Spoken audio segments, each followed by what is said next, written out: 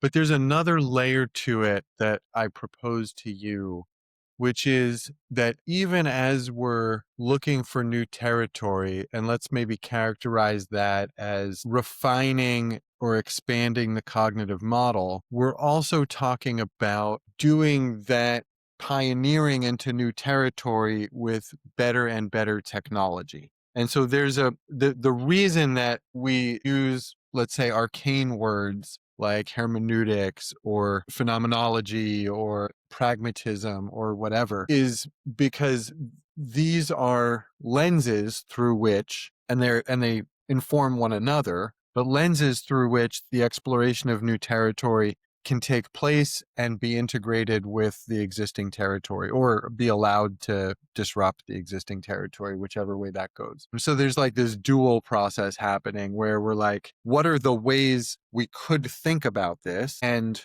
this?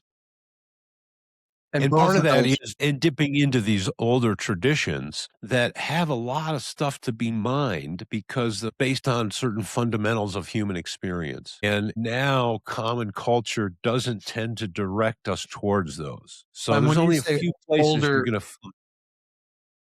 when you refer to more ancient systems, what comes up for me is like ancient Chinese wisdom on one hand, and then shamanic experience on the other. Is that what you're thinking of? and Parmenides and, just these things that have been our common heritage, our global common heritage that have had a lot of layers, a lot of chapters of stories laid on top so that now they're sort of have fallen out of common experience. And because they're out of common experience, it can at times take a special skill set to be able to mine them out and brush them off and polish them up a little bit to be able to read the letters on the coin, or whatever the image.